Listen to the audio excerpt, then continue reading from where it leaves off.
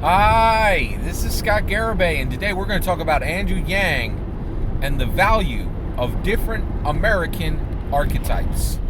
All right, so let's talk a little bit about Iowa. All right, so focus has shifted in the U.S. presidential primary race to Iowa, okay? And the reason why is the Iowa caucus. So the Iowa caucus this year happens on February 3rd,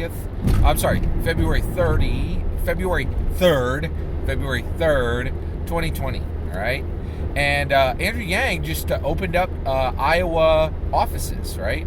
And he is putting in some very specific people, and they're doing some very specific work to make sure that they have an incredibly strong showing in Iowa. This is very, very necessary, and the reason why is the Iowa caucuses, they vote differently than other places in America, right? They vote in these caucuses, right? And so not only are the caucuses different, they're structured different than they vote in other places in the U.S., most places in the U.S. In addition to that, they come early, and they are the first significant battle in the U.S. presidential primary race, okay? And because of that, they are historically important, and they're as important in 2020 as they have ever been, right? Now, what's interesting is I listened to a speech that Andrew Yang gave recently, and he said something very, very shocking. He was talking to the Iowans, and he said, you know what, I did the math, and guess what? A single Iowan is worth, right? And, you know, everybody, I don't think they gave a real answer, right? It wasn't one of those ready, steady answers that are part of his speeches. But his answer was 1,000 Californians. A single Iowan is worth 1,000 Californians, right? Now, he was saying this from their political value. He's saying the Iowa caucuses are incredibly important because, and he actually, broke down the numbers even further, and Andrew Yang has declared 40,000 people from Iowa can change the future of America, right? So it makes the people of Iowa incredibly powerful, right? And this does, there are people in other states who have been very upset about this, right? But I thought, wow, that is an incredible statement. He is saying that a single Iowan is worth 1,000 Californians, right? And I was delighted with that statement, right? And I was like, yeah, and the reason why is, so one, he was stating that from a political value, right? But I want to extrapolate on this, right? So let's get this out of the way, right? So let's define our terms, right? So one, you cannot compare the value of two human beings, right? So if I have Sally Tally and I have Joe Cyrano, right? And I say, which one of these human beings is more valuable? You can't do it. No one in the world could say, oh, Sally's more valuable than Joe. And no one could say, oh, Joe's more valuable than Sally. Two human beings are equally created, and they have equal value, right? Equal value, right? But archetypes, American archetypes, you could not compare the value of two single American people, right? But American archetypes, they absolutely can be compared. And that's what Andrew Yang is doing. He is comparing an Iowan to a Californian, right?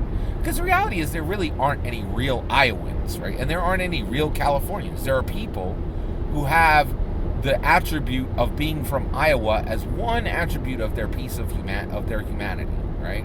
And there are people who are from California who have being from California as one attribute of that composes the whole of their humanity. It's just a single attribute, right?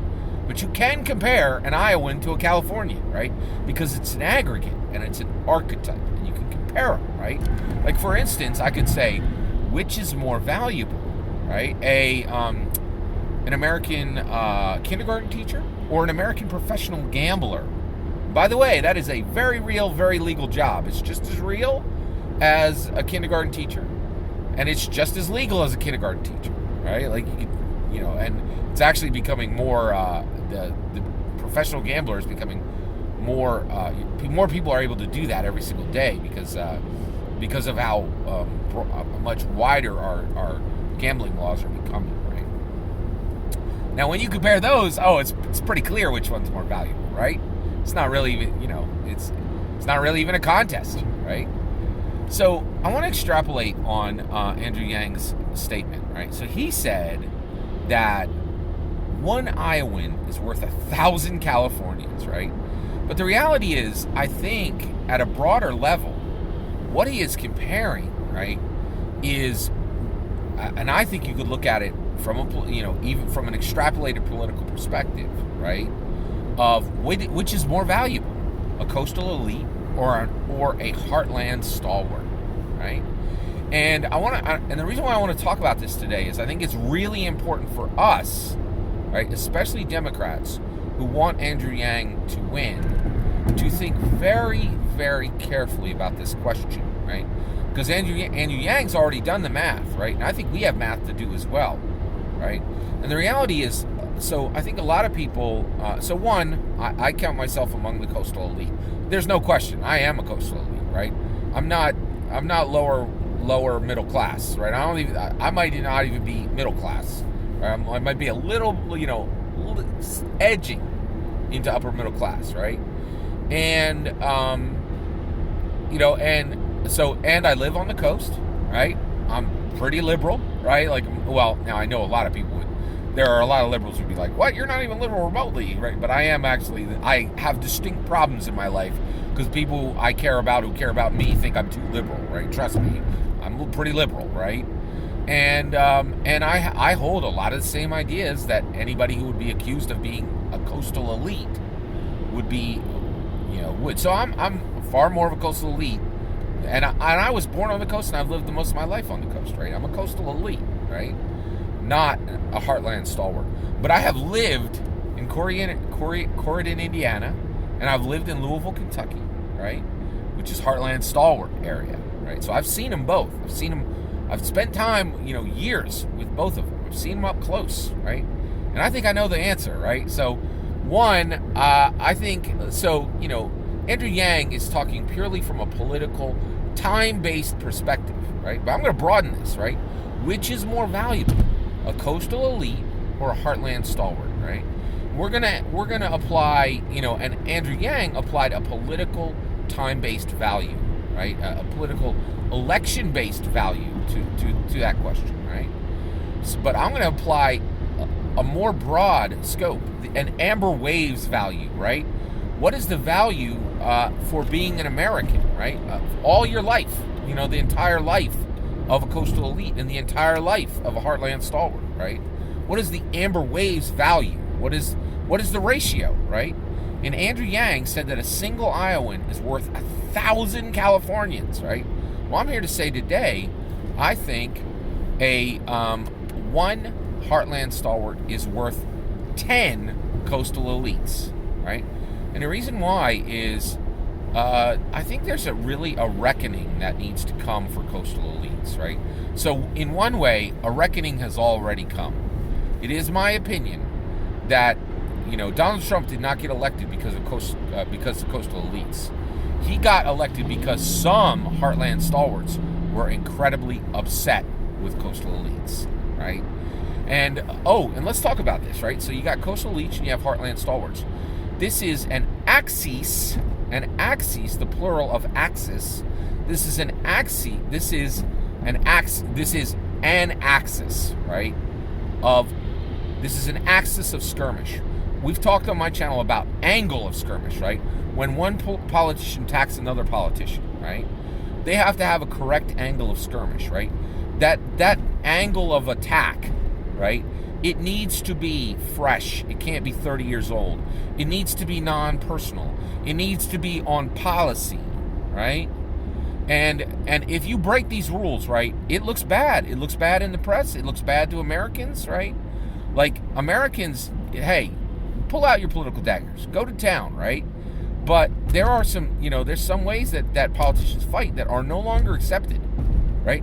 You cannot be seen to be punching down, right? And I really think 2016 was a reckoning, right? Because the coastal elites have, without a doubt, committed political actions against the heartland stalwarts. They have committed acts of unkindness, right, directly from the coastal elites to the heartland stalwarts that have never been reckoned with, right? And I really think this is a reflection of what Andrew was getting at, right? He was talking from a political time-based perspective, right? One Iowan is worth 1,000 Californians, right? But the reality is, I think this truth goes much, much deeper, right? I really think, one heartland stalwart is worth 10 coastal elites. Now, why would I say that? Well, I'll give you a reason, right? So, coastal elites are, one of it is both heartland stalwarts and coastal elites, they do things that harm our country, right? But there's a difference between the two, right? So one of the things is, the heartland stalwarts, they do a lot of agriculture, right? And they drive tractors, and those tractors have huge carbon footprints, right? And they are responsible for that, right? But when they put that carbon footprint on the ground, right, they're producing food with it, right? And also, they don't pretend that what they're doing is anything but, harming the environment, right? But the coastal elites, oh no, completely different, right? Coastal elites, we all sit in or near cities that are absolutely massive, that are absolutely jam-packed with vehicles, and not regular vehicles. SUVs, right? American muscle cars, right? Modified cars, right? Like imports that have been modified to get additional horsepower, right? Like Kevin Hart just he made a 1970s Dodge Challenger absolutely famous, right? Like that that vehicle, that was an American muscle car that burned gasoline like crazy, right? And he modified it so that it burned gasoline even faster. Put out so many horsepower, that thing was like way more powerful and had a way higher carbon footprint than it did when it was originally created, right? And we do this by the thousands, right? In every city, in every city on the coast, right? Balled out Lamborghinis, Ferraris, Skylines, Hummers, the whole nine, right? Tons of them, absolutely tons of them, right? And you can even buy these vehicles that have huge carbon footprints right out of the factory, and they're modified. They're it's not even unusual to see highly modified vehicles in coastal elites. Now, guess what? It's the same as what's being done by the heartland stalwarts, right? But the difference is, only the coastal elites have the audacity and the gall to point the finger at the nation, right? So you have people in California and in Miami and in New York and in Seattle, right, where their cities are absolutely jam-packed with, huge high footprint, thousands and thousands of high footprint vehicles, right? And their carbon footprints are absolutely massive, and yet they point their finger at the whole nation, right? And accuse, oh, look, you guys are all, responsible for climate change, right? Even as their own cities are absolutely jam-packed with these vehicles, right? But you're not going to find a heartland stalwart sitting there, chawing on a hayseed on their, near their tractor and going, oh boy, I wish the rest of this nation would really get it in gear, do better at making this planet green, right? So they do. So that's the difference between the coastal elites and the heartland stalwarts, right? They both do things wrong, right? But it is the hypocrisy of the coastal elites that galls the heartland stalwarts so much, that made them so angry, right, that they would vote for a person like Donald Trump, and they would ignore so many signs because they were so furious, right, at everybody's doing bad, everybody's harming the planet, right? But only the coastal elites have the audacity to do all the harm probably more, probably far more, right? To do all the harm that the Heartland stalwarts are, and on top of it, point the finger, right? It is incredibly galling, right?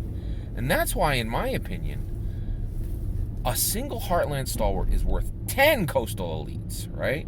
Because they're just more genuine. They're just more genuine. And they lack the hypocrisy that comes with being a coastal elite, right? And the reality is, I think, we really need to wrap our brain around this, because we got a lot of yanging to do, right? We got a lot of personal talks explaining Andrew Yang to people. And when we do that, we have got to be self-aware. We have got to be self-aware, right? And we need to realize why we need a very, very close, very careful understanding of a Trump voter, right? Because the reality is, it is our own hypocrisy that makes them so frustrated, right? And that makes, and frankly, there's going to be people we got them right here in Pennsylvania. I live in Pennsylvania, right? And I live 20 miles out of Philadelphia, right? And it's nothing but coastal elites around me, right? But you drive just 150, maybe 200 miles west in Pennsylvania, you will find towns that looks like it's Alabama, right? We got Heartland stalwarts, people who live like Heartland stalwarts right here in Pennsylvania, right? And the reality is, when you're talking to your neighbors, you're gonna get people who are not Heartland stalwarts, but have the sentiment of them. And they're the ones we need to turn, right? And so I'm putting this here today for all of Yang supporters to realize our value is lower than the Heartland stalwarts. We are not as valuable as a people. Our desires are through the roof. Our passions are through the roof, right? We're the ones that are driving, car modification. We're the ones where, things like, all these services that deliver food to your house, right? Like, just, it used to be, hey, if you want delivery, you get pizza, right? But we're like, no, I want Taco Bell, and there needs to be 5 companies that compete to bring Taco Bell to my house. That was not created by Heartland stalwarts. That was created by coastal elites. Our desires are out of control and unchecked, right? And our desires and our passions and the things we want and our ambition, right? And our never being willing to say enough is enough is what is harming this nation in many ways, right? And yet we point our finger at the Heartland stalwarts like they're the problem. They are not. They are not the problem, right? I want you to think about this as you get ready to yang people. All that's my opinion. I'd love to hear your opinion on it. Please consider liking and subscribing, and have a wonderful millennium.